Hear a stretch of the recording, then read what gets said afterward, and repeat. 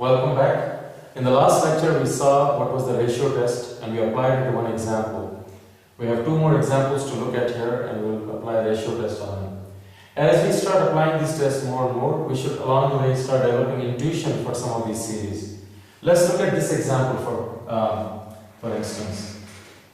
You see the top is n squared 2 to the power n plus 1, the bottom is 3 to the power n. Now we have discussed before that a polynomial does not compete against an exponential function. The exponential function grows much faster than the polynomial. So this polynomial is probably inconsequential in the long run. Then you're left with the power of 2 and power of 3 here. The more the n gets bigger, you have 2 over 3 times 2 over 3. So this ratio starts getting tinier and tinier because 3 is much bigger than 2 with so many powers. Let's check that with the ratio test. So again, we set up the limit as n goes to infinity of the ratio of the n plus 1 term over the nth term. So let me write the n plus 1 term for you guys. We have 2 to the n plus 2 over 3 to the n plus 1. And then divided by the same thing for the nth term. So I'm going to save time, I'm going to write it upside down. Dividing is multiplied by the upside down fraction. So you have 3 to the n over n squared and 2 to the n plus 1.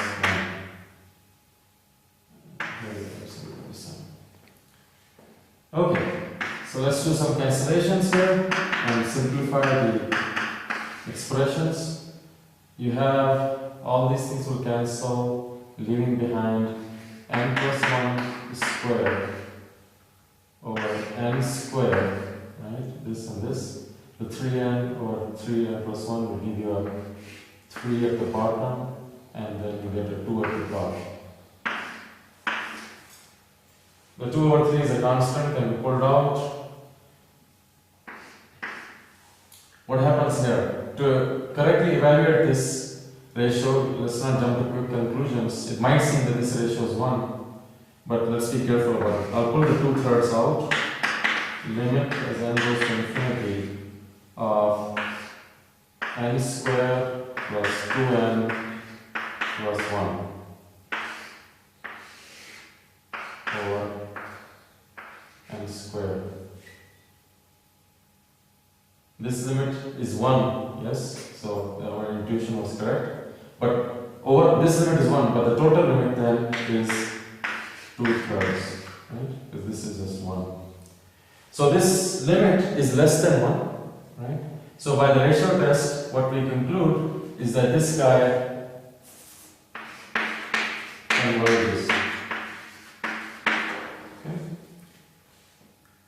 Let's move on to the next example. Alright, I have not written here the indices of summation, but you should be able to figure out what indices of summation make sense here. Usually when they are not written, there are two choices. You start at n equals 0 or n equals 1. But n equals 0 will not make sense here. 0 factor is defined, that's not the problem. 0 to the power 0 is not defined, right? So we know that this should be from n equals 1 to infinity. Okay? Alright, what's our intuition here? Now, n to the power n in general is much bigger than n factorial, right? Take for example in case of 5. You have 5 to the power 5, which means 5 times 5 times 5 times 5 times 5. 5 factorial is 1 times 2 times 3 times 4 times 5. So the n factorial eventually starts getting much smaller than n to the n, which means the whole ratio is getting bigger and bigger, right? So we don't expect this series to converge. Let's check this. So set up the limit according to the ratio test. It is the limit of n plus 1 to the power n plus 1 over n plus 1 factorial times divided by the nth term. So you have n factorial over n to the power n. Okay? What happens here?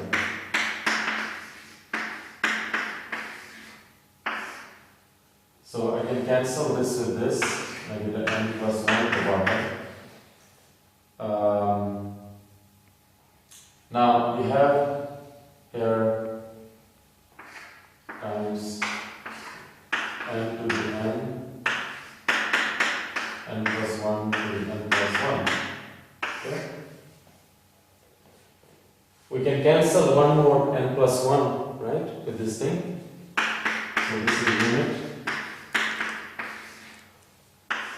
So I'll cancel one of these with here, so I'll get the power of n plus 1 to the power n over n to the power n. Okay? Actually, so how do we handle this limit, right? I mean, it's obvious that this limit is not going to be less than 1, right? This can be, you can write it as, you have say something to the power n and something to the power n bottom. Let me simplify this a little bit to say it is n plus 1 over n to the power n. Okay? So what do you think about this? What do you think is the limit here? Okay, let me step back a little.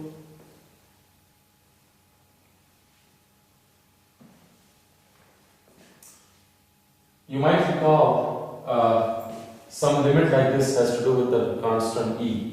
So if I were to simplify a little bit here, put it in a more familiar form, this is, I don't need to put absolute values anymore because they're already positive numbers. So I get 1, n over n is 1, plus 1 over n to the power of n. And indeed, as you might recall, this limit is the constant e, which is bigger than 1, right? E is 2.71728. So what's the conclusion? Because this is bigger than 1, the ratio test tells us conclusively that this series diverges. Okay? So we have two examples here. One of them converge, one of them diverge, right? Limit less than 1, limit bigger than 1. Let's see one more example now before we leave the ratio test where the limit is 1.